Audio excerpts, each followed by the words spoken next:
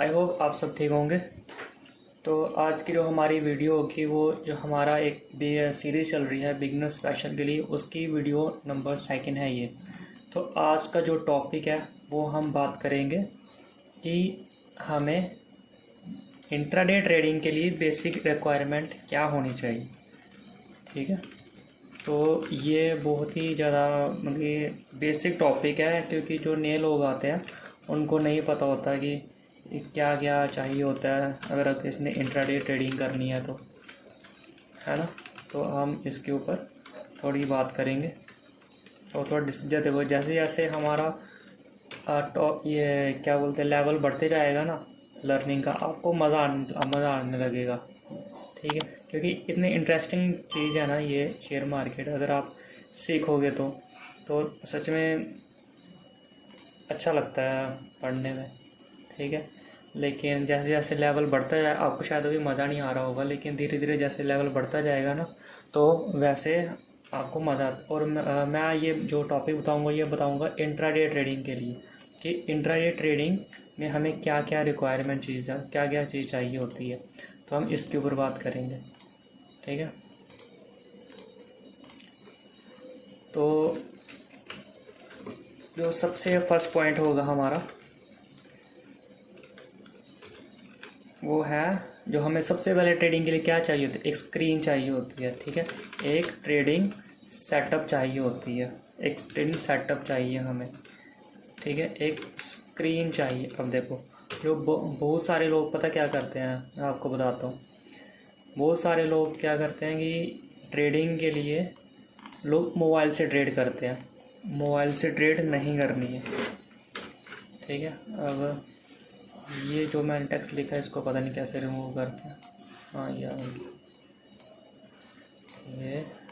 और ये देखो, फर्स्ट पॉइंट क्या है, हमें एक ट्रेडिंग सेटअप चाहिए। ट्रेडिंग सेटअप स्क्रीन मतलब कि या तो आप एक पीसी वगैरह ले लो। ठीक है, या तो आप पीसी खरीद लो या फिर कोई एक लैपटॉप ले लो। ऐसा क्यों क्योंकि हमें क्या चाहिए होता है कि यहाँ जो इंट्राडे ट्रेडिंग हमें एक साइड देखने पड़ते हैं चार्ट्स वगैरह। ठीक है, दूसरी साइड हमें ऑर्डर्स वगैरह लगाने पड़ते हैं। और ये जो इंट्राडे ट्रेडिंग के लिए ऑर्डर इतने फास्ट एग्जीक्यूट करने पड़ते हैं हमें कि कभी कभी प्राइस क्या स्पाइक मार के निकल जाता है, या तो कभी कभी लॉस वगैरह बड़ा होने के चांस हो जाते हैं अगर आप सही टाइम पे पोजीशन ना निकालो तो। और सही टाइम पे एंट्री नहीं बनाओगे तो टारगेट बड़ी मुश्किल से मिलेंगे। ठीक है, तो ट्राई करो कि जितने भी जो फर्स्ट पॉइंट है कि मोबाइल के ऊपर ट्रेड ना करो। बहुत सारे लोग करते हैं इंट्राडे ट्रेड के लिए, इंट्राडे ट्रेडिंग के लिए मैं स्पेशली बोल रहा हूँ कि मोबाइल के ऊपर ट्रेड मत करो। या तो एक पीसी खरीद लो या तो कोई लैपटॉप वगैरह ले लो कोई एक स्क्रीन के लिए। ठीक है, ये बेसिक सा पॉइंट है जो कि बहुत ही ज़्यादा इम्पोर्टेंट है। तो चलिए, हमारा जो सेकंड पॉइंट होगा वो क्या है, वो है हमारा ब्रोकर, कि हम ब्रोकर कौन सा चूज़ करें ट्रेडिंग के लिए। ठीक है, डीमैट अकाउंट कौन से अकाउंट में ओपन करें।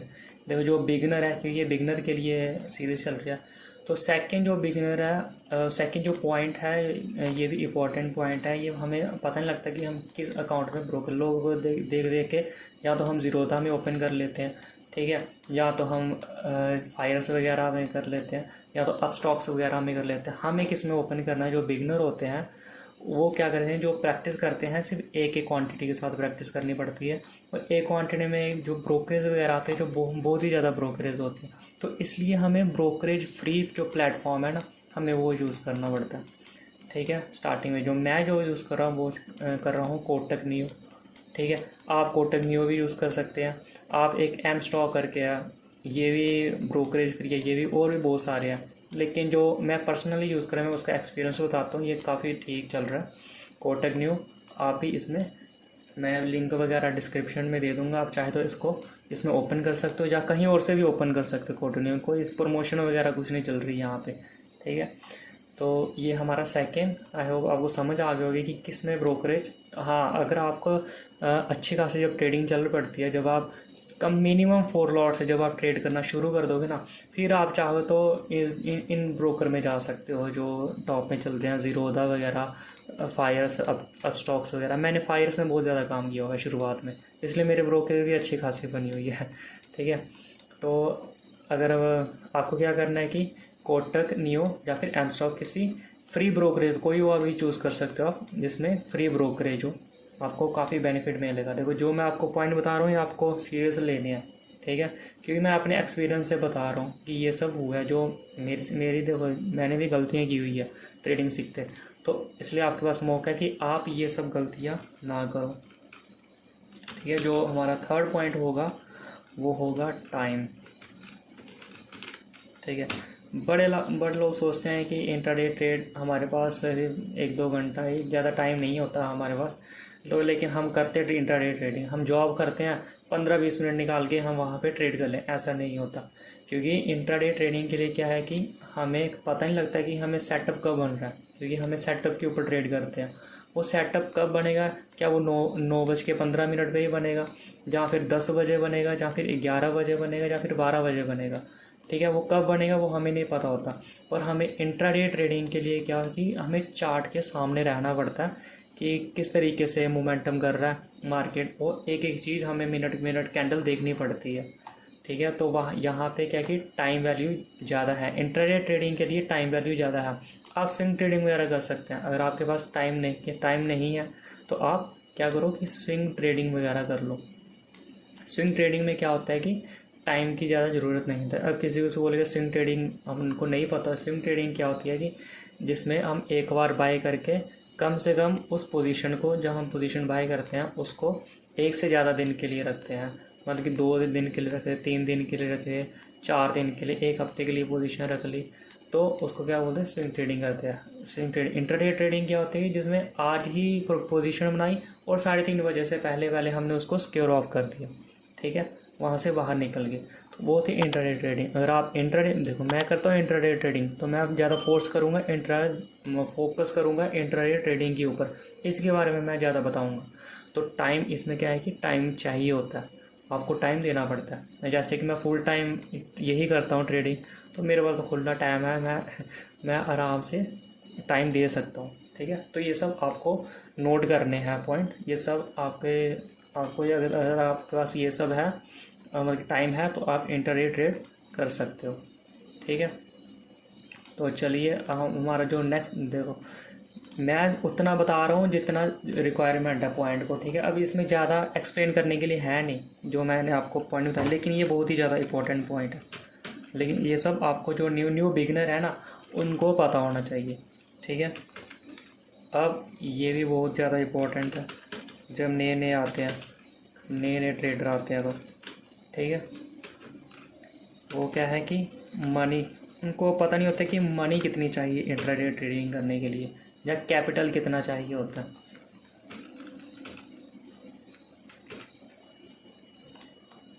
ठीक है।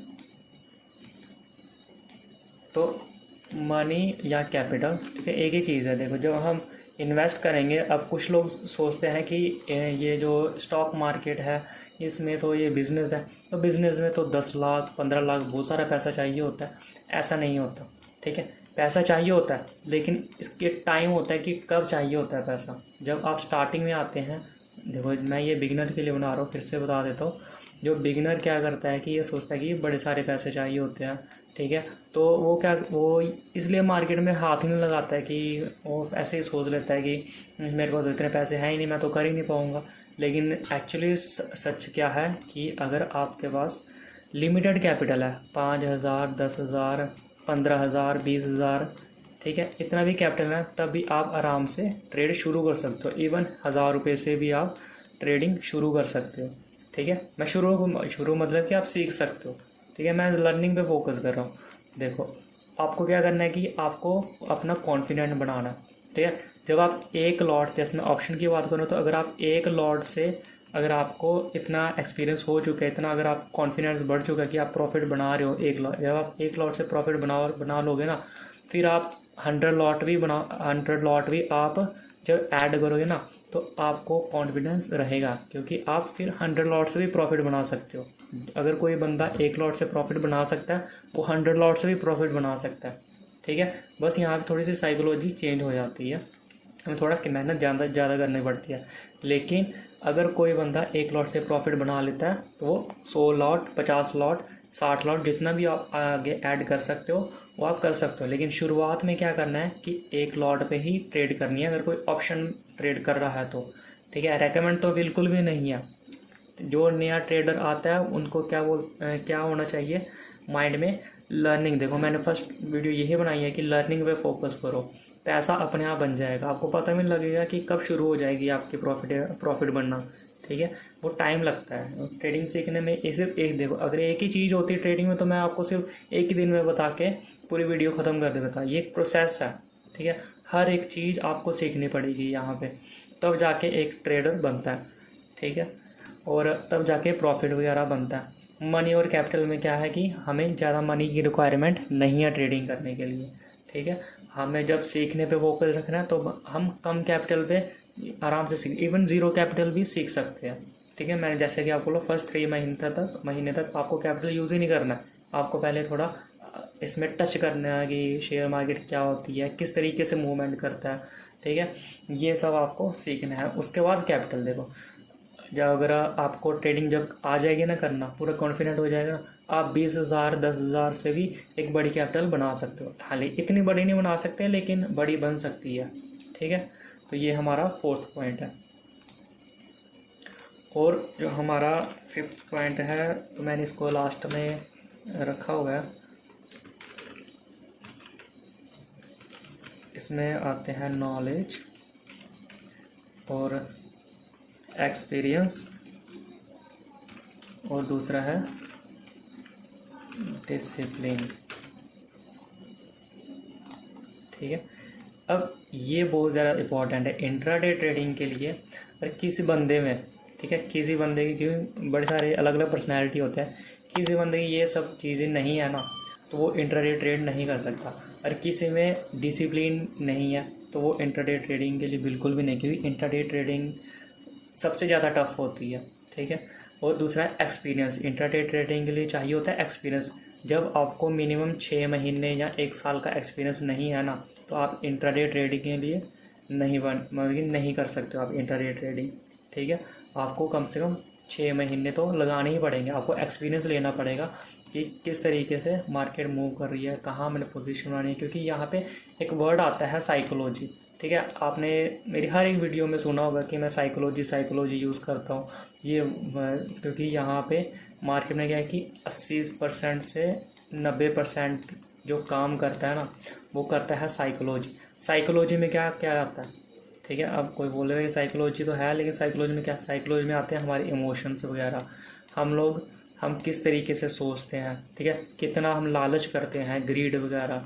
ठीक है, कितना हम मतलब कि डर रहे हैं, जो फेयर, कितना हमारे अंदर डर है।